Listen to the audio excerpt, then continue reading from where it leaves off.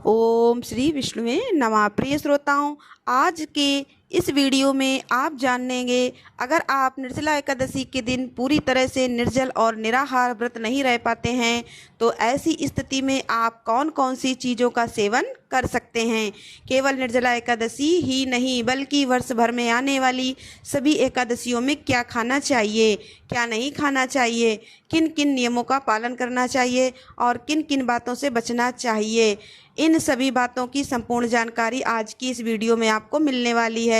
Video शुरू करने से पहले अगर आप पहली बार हमारे चैनल पर हैं तो वीडियो को लाइक और चैनल को सब्सक्राइब। सबसे पहले आपसे विनम्र निवेदन है कि चैनल को सब्सक्राइब और वीडियो को लाइक अवश्य कर दें। वीडियो पसंद आए तो इसे लाइक करना बिल्कुल ना भूलें, क्योंकि हमारे चैनल पर आपको प्रत्येक एकादशी व्रत कथा तिथि शुभ मुहूर्त और हिंदू धर्म में प्रचलित सभी प्रमुख व्रतों और त्योहारों से जुड़ी महत्वपूर्ण जानकारी नियमित रूप से मिलती रहती है। साथ ही इस वीडियो के अंत में आपको निर्जला एकादशी व्रत की तिथि और पारण व्रत की जानकारी भी दी जाएगी। तो सबसे पहले बात करते हैं कि एकादशी के दिन क्या खाना चाहिए और क्या नहीं खाना चाहिए। तो देखिए, एकादशी का व्रत मूल रूप से निराहार रहकर किया जाता है, लेकिन जो लोग स्वास्थ्य या अन्य कारणों से पूरी तरह निराहार नहीं रह पाते हैं वे फलाहार और जल ग्रहण करके भी व्रत रख सकते हैं। और एकादशी का व्रत एकादशी तिथि के सूर्योदय से प्रारंभ होकर द्वादशी तिथि के सूर्योदय तक माना जाता है। इस पूरे समय में अन्न का सेवन नहीं किया जाता। तो जो लोग एकादशी का व्रत रख रहे हैं उन्हें सबसे पहले तो दशमी तिथि से ही नियमों का पालन प्रारंभ कर देना चाहिए। दशमी तिथि के दिन भोजन पूरी तरह सात्विक होना चाहिए, बिना लहसुन प्याज के भोजन होना चाहिए। मसूर की दाल में बैगन या अन्य किसी भी प्रकार के मांसाहार या अशुद्ध चीज़ों का सेवन नहीं करना है। जो लोग दिन एकादशी का व्रत रखने वाले हैं उन्हें दशमी तिथि के सूर्यास्त के बाद अन्न का भी त्याग कर देना चाहिए। अगर आप निर्जला एकादशी का व्रत रखने वाले हैं तो दशमी तिथि के सूर्यास्त के बाद आप अन्न का त्याग अवश्य करें, लेकिन इस दौरान आप जल का सेवन कर सकते हैं। एकादशी का व्रत जिस दिन रखा जाता है उस दिन ब्रह्म मुहूर्त से लेकर अगले दिन के सूर्योदय तक आपको जल का त्याग करना चाहिए। अगर आप निर्जल रहना चाहते हैं, अक्सर लोग दशमी तिथि के नियमों को बहुत हल्के में ले लेते हैं और वर्जित वस्तुओं का सेवन भी दशमी तिथि को कर लेते हैं। ऐसे में भी एकादशी व्रत पूर्ण फलदायी नहीं माना जाता है। निर्जला एकादशी के व्रत में अन्न के साथ साथ जल का भी त्याग किया जाता है। जिनकी सामर्थ्य बिना जल के रहने की ना हो वे इस व्रत को अन्य एकादशियों की तरह से रख सकते हैं। और क्योंकि एकादशी के व्रतों में निर्जला एकादशी ही सबसे कठिन मानी जाती है और इसीलिए इस एकादशी को रखने से साल की सभी 24 एकादशियों का पुण्य भी प्राप्त हो जाता है।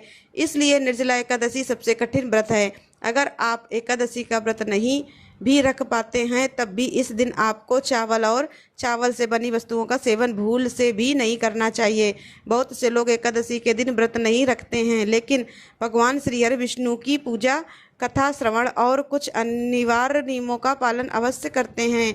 अब बात करते हैं कि जो लोग निर्जला एकादशी के दिन पूरी तरह से निर्जल नहीं रह सकते वे क्या खा सकते हैं।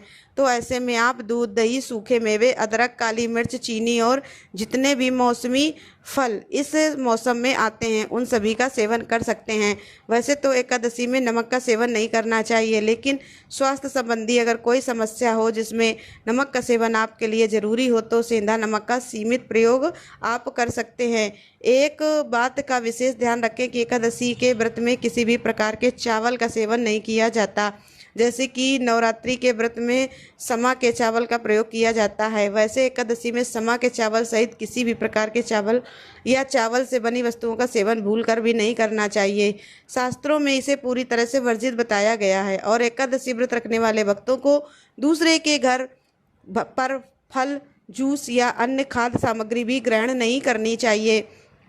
फलों का रस या फलाहार आप अपने ही घर में तैयार करके ग्रहण करें। इसी तरह किसी अन्य के घर से आया हुआ नैवेद्य या प्रसाद भी व्रती को उस दिन ग्रहण नहीं करना चाहिए। अब आप यह भी जान लीजिए कि इन वस्तुओं का सेवन आपको कब करना है। अगर आप निर्जला एकादशी के व्रत में निर्जल या निराहार नहीं रह पा रहे हैं तो फिर दिन भर में थोड़ी थोड़ी देर में बार बार कुछ कुछ खाते रहना बिल्कुल भी उचित नहीं है। फलाहार केवल एक बार ही ग्रहण करना चाहिए और इसका श्रेष्ठ समय सूर्यास्त के बाद भगवान विष्णु की संध्या पूजा संपन्न होने के बाद ही माना जाता है। उस समय में आप दूध, फल या जल ग्रहण कर सकते हैं। अगर आप बार बार फलाहार करते रहेंगे तो व्रत का वास्तविक महत्व समाप्त हो जाता है। इसके अलावा पैकेट वाले जूस, बाजार से खरीदे गए व्रत वाले चिप्स या अन्य पैकेट वाले जो पदार्थ होते हैं उन्हें खाने से भी यथासंभव बचना चाहिए। एकादशी के दिन तुलसी के पत्ते का सेवन ना करें, ऐसा करने से व्रत खंडित हो जाता है। लेकिन पारण करते समय तुलसी मिश्रित जल या तुलसी के पत्ते को ग्रहण करना अनिवार्य होता है। आप एकादशी के व्रत में जब भी फलाहार रहते हैं या किसी भी चीज़ का सेवन करते हैं तो उस प्रत्येक खाद्य सामग्री का भोग सबसे पहले भगवान को अर्पण करें, फिर प्रसाद रूप में स्वयं ग्रहण करना चाहिए। निर्जला एकादशी व्रत में पानी कब पीना चाहिए, कब नहीं पीना चाहिए और कब के पानी पीने से व्रत खंडित हो जाता है, आइए इस बारे में भी जान लेते हैं। अगर आपने निर्जला एकादशी में पूरे 24 घंटे का निर्जल रहने का संकल्प लेकर व्रत रखा है और इस बीच में अगर आप पानी पी लेते हैं तो आपका व्रत खंडित हो सकता है। निर्जला एकादशी व्रत रखते समय आप सुबह और शाम की पूजा में आचमन करते समय मुख शुद्धि के लिए केवल जल की कुछ बूंदों का सेवन कर सकते हैं। इसके अलावा यदि बहुत अधिक प्यास लगे और आपसे बिना जल के ना रहा जाए तो आप एक प्लेट में या चौड़े बर्तन में पानी भरकर जिस तरह से पशु पानी पीते हैं उसी तरह से उसी विधि से थोड़ी सी मात्रा में जल का सेवन कर सकते हैं, जिससे कि आपका कंठ गीला हो जाए और आपको व्रत रखने की शक्ति प्राप्त हो सके। तो निर्जला एकादशी के दिन ब्रह्म मुहूर्त में आप जब उठकर स्नान करके पूजा करते हैं उस समय से जल का आपको त्याग करना है। पूरे दिन जल नहीं ग्रहण करना है। जिस विधि से बताया गया है उस विधि के अनुसार जल आप ले सकते हैं। फिर अगले दिन द्वादशी तिथि को सुबह जल्दी उठकर सूरज की पहली किरण के साथ ही आप जल का सेवन कर सकते हैं। उससे पहले विधिवत भगवान की पूजा करनी होती है। तो निर्जला एकादशी व्रत में आप इस तरह से जल का सेवन कर सकते हैं। अगर आपने 24 घंटे का निर्जला रहने का संकल्प लिया है, बीच में आप अगर गलती से या जानबूझकर किसी भी तरह से जल का सेवन कर लेते हैं तो आपका व्रत खंडित माना जाता है। इसके बाद जब व्रत खंडित हो जाए तो सच्चे मन से क्षमा प्रार्थना कर लें और भगवान की पूजा करें। और जो लोग बिना जल के नहीं रह सकते वह इस एकादशी पर भी जल, फल और दूध का सेवन करके, सीमित मात्रा में जल, दूध, फल का सेवन करके अन्य सामान्य एकादशी की तरह से इस एकादशी को भी धारण कर सकते हैं। तो इस वीडियो में आपने जाना कि एकादशी के दिन क्या खाना चाहिए और क्या नहीं खाना चाहिए, क्या नहीं खाना चाहिए। इस बारे में जो लिस्ट है वह बहुत ज़्यादा लंबी हो सकती है, लेकिन क्या खा सकते हैं वही आपको बताया गया है। अन्य बाकी चीज़ों का जो भी सेवन करते हैं जैसे आलू, लौकी, कद्दू के आटे, कुट्टू के आटे का, तो उसका सेवन भी एकादशी के दिन वैसे तो वर्जित ही बताया गया, लेकिन जिनके लिए इन चीज़ों का सेवन अत्यधिक जरूरी हो जाता है और मन में श्रद्धा भी है कि एकादशी का व्रत आपको रखना है तो आप अपने स्वास्थ्य को देखते हुए इन चीज़ों का सेवन कर सकते हैं। बाकी शारीरिक रूप से समर्थ लोगों को केवल मौसमी फल, ड्राई फ्रूट्स या फिर अन्य फलों का सेवन करना चाहिए और व्रत रखना चाहिए। आइए जान लेते हैं साल 2026 में निर्जला एकादशी का व्रत कब रखा जा रहा है और व्रत का पारण कब किया जाएगा। इस बार 25 जून गुरुवार को ज्येष्ठ मास के शुक्ल पक्ष की एकादशी है।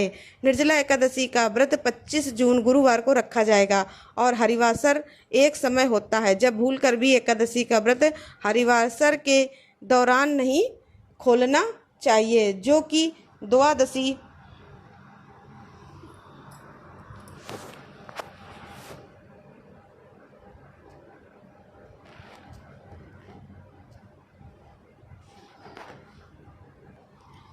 द्वादशी तिथि लगते ही प्रारंभ होता है और 26 जून शुक्रवार को हरिवासर सुबह तड़के 2:20 पर समाप्त होगा। एकादशी व्रत पारण करने का मुहूर्त रहेगा 26 जून शुक्रवार को सुबह 5:25 से लेकर 8:13 के बीच में।